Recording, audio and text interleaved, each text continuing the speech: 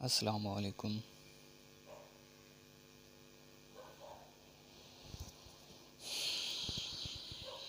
میں نے تو کسی سے ہاتھ نہیں ملانا، یہ بندے جو ہیں مزدور ہیں۔ میں اسسٹنٹ کمشنر ہوں، یہ ایک چھوٹا سا گورنمنٹ ملازم ہے۔ میں ہاسپٹل کا MS ہوں، میڈیکل سپریڈنٹ ہوں، یہ وہاں کا ایک چپڑاسی ہے۔ میں ایک ادارے کا پرنسپل اور گیٹ پر بیٹھے ہوئے سیکیورٹی گارڈ کو سلام کیوں کروں؟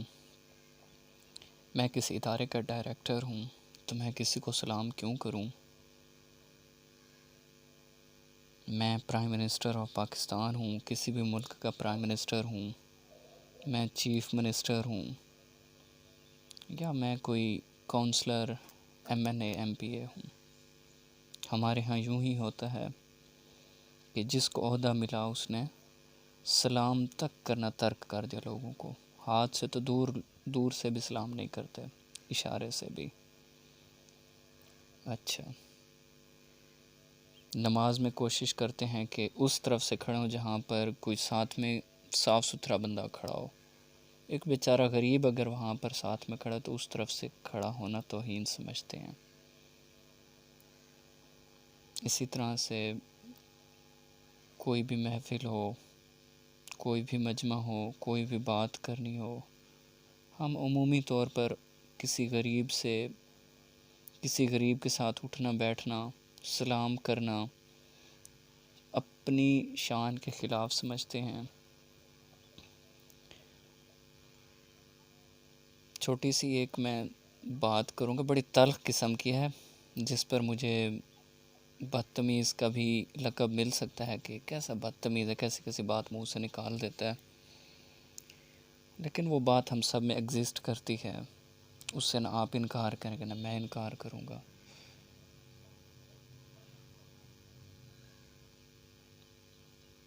وہ ایسی ہے کہ ایسا ہے کہ ہم جب ڈاکٹرز کے پاس جائیں تو ڈاکٹر ہمیں کہنا کپڑے آپ کو اتار کر آپریشن ہوگا، تو تب تو ہم اتار دیتے ہیں۔ کیوں؟ اس وقت ہماری اپنی صحت کا معاملہ ہوتا ہے، ہمیں اپنی صحت نظر آ رہی ہوتی ہے، تب بھی پھر اپنا سٹیٹس پہ قائم رہیں نا، ڈاکٹر کے سامنے تو ہم ننگے ہو جاتے ہیں، ٹھیک ہے۔ اسی طرح سے اگر آرمی میں سلیکشن ہونی ہے تو آرمی والے بھی اسی طرح سے انڈر ویئر تک اتار کر اور وہ چیک کر رہے ہوتے ہیں انسان کو، ٹھیک ہے۔ ہم سب کو بہتر پتہ ہے کس طرح سے چیک کرتے ہیں۔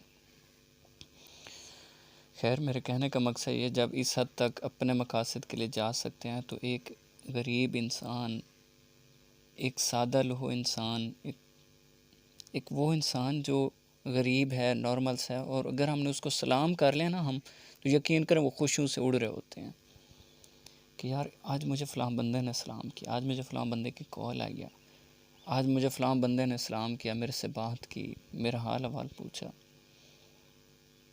ایک امیر بندہ مر جائے تو اس کے جنازے پر پتہ نہیں کیسے کیسے لوگ پہنچ رہے ہوتے ہیں، جنہیں جنازہ بھی نہیں آ رہا تو وہ بھی پہنچ رہے ہوتے ہیں۔ ایک غریب دیندار بیچارہ بیمار پڑا، اس کی کو پوچھنے تک نہیں جا رہا ہوتا۔ چلو انجان ہونا الگ بات ہے، لیکن عموماً ایسا ہوتا ہے، رشتہ داروں میں بھی ایسا ہوتا ہے کہ بیچارہ غریب رشتہ دار پڑا ہو، کوئی جو دوسرے امیر رشتہ دار ہوتے ہیں وہ امیر رشتہ داروں تک تعلق رکھتے ہیں۔ اگر کوئی غریب رشتہ دار ہو، اس کے پاس بیٹھنا گوارا نہیں، اسے اپنی شادیوں میں بلانا گوارا نہیں کرتے، اپنی محافل میں بلانا گوارا نہیں کرتے، اس کے ساتھ اٹھنا بیٹھنا چلنا پھرنا گوارا نہیں کرتے۔ چلیں، آپ کا ایک سٹیٹس ہے، آپ ایک مقام تک چلے گئے ہیں، اس حد تک آپ کو ایک چیز سوٹ کرتے کہ آپ سٹیٹس پہ رہیں، لیکن ایٹ لیسٹ سائلنٹلی تو اس طرح سے کیا جا سکتا ہے نا کہ آپ ان سے کبھی کبھی سلام دعا کر لیں۔ اس کے بعد آتے جاتے راستے میں ہم سلام کی سنت کو بہت حد تک چھوڑ چکے ہیں۔ تو میرے بھائی، ہم کسی بھی چیز کے لیے محتاج ہیں۔ میں اب جو حقیقت میں جو میں نے بات ابھی تک نہیں کہی کہ میں بڑی سخت بات کہنے والا ہوں، وہ یہ کہ ہمارے اندر جو فضلہ ہے، جو ہم کھانا کھاتے ہیں، جو ہضم ہو گئے، وہ تو ہمیں طاقتور بنا دیتا ہے۔ اسی کے بیس پر تو ہماری گردن میں سریحہ آ جاتا ہے کہ ہم کچھ چیز ہیں۔ لیکن ہمارے اندر جو ہضم شدہ خوراک ہوتا ہے وہ تو ٹھیک ہے، لیکن جو ہضم نہیں ہو سکی، غیر ہضم شدہ خوراک، انڈائجسٹڈ فوڈ ہوتی ہے، جو ہمارے جسم کے اندر ایسے ٹھہر جاتی ہے اور وہ بدبودار مادے کی طرح بن جاتی ہے. میں اب آپ سے ہی پوچھوں گا کہ آپ کا وہ بدبودار مادہ، میرا بدبودار مادہ جب ہمارے جسم سے نکلتا ہے تو اس کی بدبو ہمیں نہیں بیٹھنے دے رہی ہوتی. ہم اپنا واش روم سے ہو کر آئیں، پہلے اپنے ہاتھ صابن سے پاک کرتے ہیں. اس کا کیا مطلب ہے؟ ایک ٹائم آتا ہے کہ ہمارے ہاتھ بھی خراب ہو جاتے ہیں، پلید ہو جاتے ہیں. ایک ٹائم آتا ہے کہ ہمارے اندر سے وہ ایسا بدبودار میٹیریل نکلتا ہے، مادہ نکلتا ہے، پیشاب نکلتا ہے، ایسا لیکوڈ ایسا نکلتا ہے کہ پھر ہم اس کے آگے بے بس ہو جاتے ہیں. بلکہ بے بس کیا ہوتے ہیں، ہم واپس آ جاتے ہیں اور ہمیں خود کو اس کی بدبو ہمیں اچھی نہیں لگ رہی ہوتی، اپنے ہی پیشاب کی. یار اپنے جسم کے اندر، ہمارے جسم کے اندر ایسا گندا پیشاب موجود ہے، ایسے پتے کے اندر زہر موجود ہے، اتنی گندی بدبو. کبھی کبھی ایسا ہوتا ہے نا جیسے الٹی آتی ہے تو الٹی سانس گلے تک آئے، اس کو واپس چلے جاؤ تو گلا کیسے ہو جاتا ہے. یار جب ہمارے اندر یہ سب موجود ہے، اتنا کچھ بدبو بھی ہمارے اندر موجود ہے، تو پھر ایک صاف انسان سے ہم کس چیز کا وہ کر رہے ہیں؟ چلتے ہوئے اسلام کرنے سے کس چیز آپ ہمارے اور آپ کے غرور میں کیا مطلب، کیا ایسا رکھے کہ ہم غرور کریں جب ہمارے اندر ایسی بو ہے جو ہم خود سونگھ نہیں سکتے، خود برداشت نہیں کر سکتے. کہیں محفل میں بیٹھے ہوں اور ہمیں ہوا خارج کرنی پڑ جائے تو ہم نہیں کرتے. کیوں؟ جی محفل کی جو ہے رعنائیت خراب ہو جائے گی یا لوگ کیا سمجھیں گے. تو یہی چیز دیکھو، ہمارے اندر ایسی بدبو ہے کہ وہ نکل پڑے تو ہم محفل میں گھبرا جاتے ہیں کہ یار نکل پڑی تو کیا ہو جائے گا، اس کی آواز آ گئی، آواز کے بغیر ویسے بدبو پھیل گئی. تو جب ہمارے اندر ایسی بدبو ہے پھر غرور کس بات کا. ایک واقعہ ہے، کسی بزرگ کا ہے، اس نے بتایا کہ ایک دفعہ ایسا ہے کہ ایک نمازی تھے، وہ نماز پہ نہیں آئے. ان سے کسی بزرگ نے پوچھا، ہاں جی آپ نماز پہ کیوں نہیں آئے؟ بہت پرانے وقتوں کی بات ہے.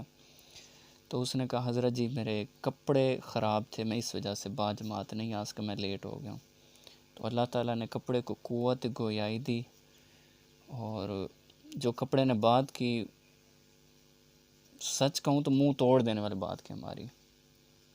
اس نے کہا کہ دیکھ ہے انسان، میں ناپاک نہیں تھا، تو نے کہا ہے کہ میرے کپڑے خراب تھے، اور میں تو ایک بہت پیاری خوبصورت کاٹن تھی، کپاس تھی. پھر مجھے تم انسانوں نے ہی اس شکل میں لایا دھاگے میں، پھر دھاگے سے مجھے کپڑا بنایا، اور تم نے پھر مجھے اپنا شلوار اور قمیض بنایا. آج میں اگر قمیض کی صورت میں ہوں تو ٹھیک ہے، لیکن اگر میں شلوار بن گئی ہوں اور آپ کے جسم سے ایک ایسا لیکوڈ نکلا، مادہ نکلا، جس کی وجہ سے آپ نے مجھے گندا کیا، الٹا آپ مجھے کہہ رہے ہو کہ میرے کپڑے خراب تھے. خراب تو آپ تھے، آپ کے اندر خرابی تھی، آپ کے اندر سے ایسا میٹیریل نکلا کہ میں خراب ہو گیا، اور آپ نے مجھے بلیم کر کے آپ نے نماز ڈیلے کر دی. تو میرے کہنے کا مقصد یہ ہے کہ ہم کس بات کا غرور کرتے ہیں، کس بات کا ہم اتنی اکڑ سے چلتے ہیں. سریا آ جاتا ہے، آج ہم پڑھ رہے ہوتے ہیں تو لوگوں سے سلام دعا کرتے ہیں، لیکن جو ہی کوئی سٹیٹس ملتا ہے ہم لوگوں کے ساتھ اٹھنا بیٹھنا چلنا پھرنا ترک کر دیتے ہیں، نمبر چینج کر دیتے ہیں. کئی اپنے فیملی ممبرز کا، مخلص لوگوں کا، اپنے دوستوں کا کال تک اٹھانا بند کر دیتے ہیں، نمبر بلاک کر دیتے ہیں. بات کرتے ہیں تو بات سے غرور نکل رہا ہوتا ہے. کیا ہے جی، یہ میرا سٹیٹس ہے، یہ چیز مجھے سوٹ کرتی ہے، میں کیوں عاجزی سے بات کروں؟ میں ایک چارٹرڈ اکاؤنٹنٹ ہوں، میں ایک CSS آفیسر ہوں، میں ایک بیوروکریسی کا آفیسر ہوں، بیوروکریسی لائن کا آفیسر ہوں، میں CM پنجاب ہوں، CM سندھ ہوں، کوئی بھی، میں پرائم منسٹر ہوں، میں پریزیڈنٹ ہوں، MP MNA ہوں. میں کیوں ایسے اس طرح سے چلوں کہ میرے تک ہر بندے کی ایکسیس ہو جائے؟ چلو آپ نئی لائن کو ایکسیس نہ دیں، آپ ایٹ لیسٹ جو آپ کا اپنا پہلے جاننے والا طبقہ ہے، ہم اس کے حد تک تو ٹھیک رہیں نا. تو بس یہی پیغام پہنچانا تھا کہ ہمارے اندر بھی ایسے ایسے مادے موجود ہیں جو ہم سے خود سے برداشت نہیں ہوتے، اور ہم انہیں گٹروں کی وہ نوبت، یعنی کہ وہ گٹر جس کے اندر ہم اپنا مادہ پھینکتے ہیں اور ہم کہتے ہیں یہ گٹر، وہی چیز تو ہمارے اندر ٹھہری ہے، وہی پیشاب جو گٹروں میں پڑا تو وہی تو ہمارے اندر ٹھہرا ہے. پھر گٹر کھلاؤ تو ہم سے اس کی سمیل برداشت نہیں ہوتی. سوچیں اللہ تعالیٰ نے اتنا ہمیں خوبصورت نظام دیا، یہ سب ہمارے اندر طریقے سے رکھا اور طریقے سے خارج ہو جاتا ہے. تو یہ اسی بات کا وہ ہے، انسان تجھے اکڑ کس بات کی.